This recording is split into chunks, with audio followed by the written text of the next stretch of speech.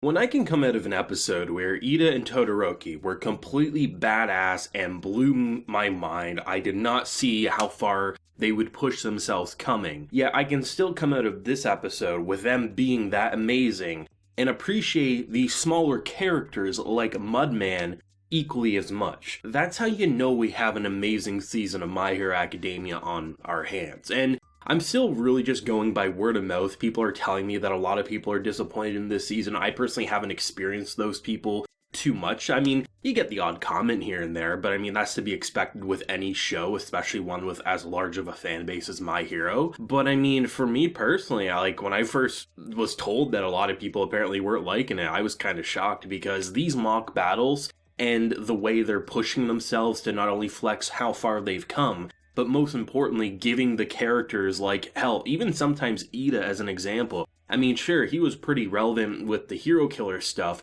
but a lot of times characters like them, they do get shoved to the side. I feel like characters like Bakugo and Todoroki have the best shot at coming back and being alongside the protagonist Deku, but there's so many times where a character like, a Mudman or a character who can literally just use her horns to either stab or pick people up, you don't get to see them all too much, and to have a story with maybe 5 characters in a superhero setting might not be all that it's cracked up to be. So by having a cast this large, it's nice to go back to the roots, Season 1 era, and watch some unexpected battles. I mean, after the previous one, where we have Tokiyami looking like he's about to win, and then in comes the mushroom spores, a completely unexpected victory that I did not see coming. I really felt like, okay, our main class once again going to win, feels well earned, it's not that typical, here we go, it's the main character trope because they're the main character, they never lose. Here, there was quite a few moments that really put me on the edge of my seat. Initially walking in, I said Todoroki's crew is going to win.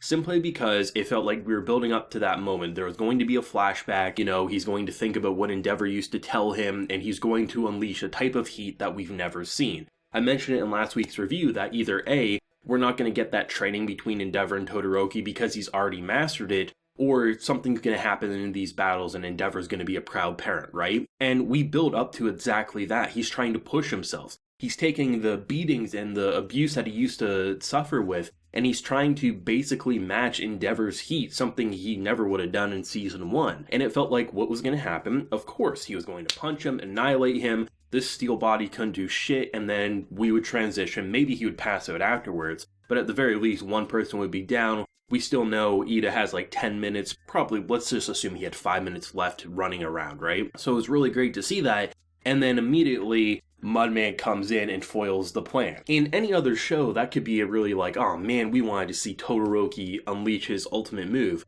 But I was really satisfied because I didn't expect that. Because when Ida starts this episode off and he's literally becoming faster than Sonic himself, he looked incredible, the animation blew my mind, and Mudman literally couldn't keep up. Mudman was getting his ass handed to him, so he retreats because logically you can't fight someone like that by yourself. And that's a big relevant theme in this fight, is that sometimes retreating and waiting for allies and backup to come is the right scenario. That's how this match ends, and it's kind of how it begins all at the same time. So to have him run away, I completely forgot about Mudman. No idea why. Maybe it's because I was getting hyped up because of the amazing fire animation match with a man who wasn't backing down to whether it was ice freezing him. And nope, that doesn't work because his body's literally steel, so the skin's not going to rip, and even the heat, it allows him to do some incredible things. To then just that unexpected, just like, what the hell is he about to lose? And then once again, forgot all about Ida. Ida comes in and saves Todoroki. But the fact that rather than just saying, okay, we have to let them win, right? Because they are our central class 1A, they have to succeed. The fact that Mudman acted as strongly and was written as well as anyone from Deku to Bakugo to any of them, give this a hit, so as it's coming down, it will mush them and then they won't be able to escape. It's like the ultimate prison. It was so incredible to watch the escalation of this fight and how many times I honestly didn't know where it was going. A majority of the match, I just kind of assumed Class 1A would win, because when you have people like Ida going supersonic, and then you have characters like Todoroki apparently going to be as powerful as Endeavor, at least given how they were directing it, how the hell are you going to beat that teamwork? And the fact that it was simply exhaustion mixed with, one leg's not enough to break through it, how the hell do you end this match? You have two of the smallest characters, arguably, in this match. How is someone with a bunch of long arms and eyes going to deal with someone with horns that can stab?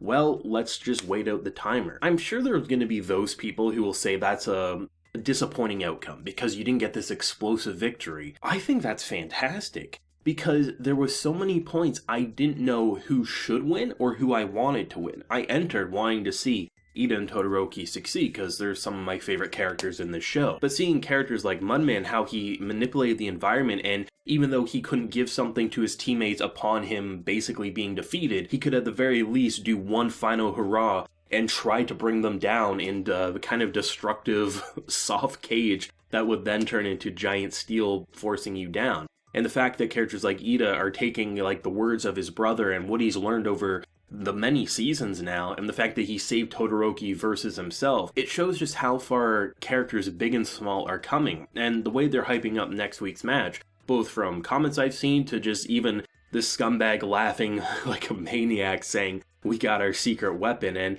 at first glance you're like, oh, it's another attractive anime character. Oh, no, but it's probably gonna blow our mind, isn't it? And I feel like if anything, it's probably gonna be the most unexpected match, because for 2 matches in a row, it really has gone against where I thought they were going to take it. And in this episode's case, there was 3 or 4 moments where I was like, what the hell's gonna happen? And some in the matter of seconds between the other. I love how this season is really just going back to the roots of season 1, but making it feel all the more impactful. Because when I first jumped into My Hero, I was like, oh, it's a superhero shonen battle formula. I can see the transitions and the arcs that they'll go down. After season 2, it pretty much breaks away from that completely. And to have something like this where I can watch so many mock battles with characters I honestly have no interest in at face value, a girl who can shoot horns really isn't anything that all that crazy, but to see how she was literally the reason their team was able to succeed in a draw, honestly, I have to give major props to that. It's something that I think is really important for these characters to not only flex to the others where they've gone, but also to see where they can improve, because they will have to fight more and more real villains.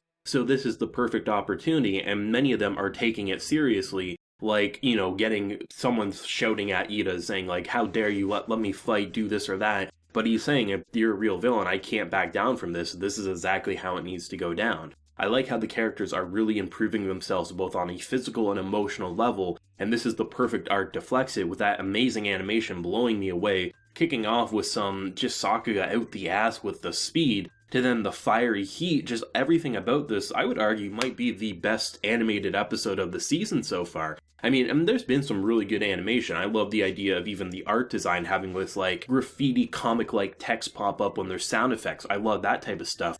But the punches, the kicks, the powers, it feels really well animated this season, and it's kind of surprising. I mean, obviously there's going to be some big moments in the second half for sure, especially with the Endeavor League of Villains plotline. I didn't think they'd put this much time and resources into, obviously, like, Todoroki, Ida would get some moments, but, like, everyone's really getting some incredible directing and animated sequences, and you just live for it. I mean, as always, incredible, for me at least. Let me know your feelings down below, your favorite moment, and where you think next week's episode is going to go. If you haven't read the source material, if you enjoyed the video, leave a like, share your support, and hit that subscribe button if you happy new around here. So until next time, everyone, please take care and have a good one.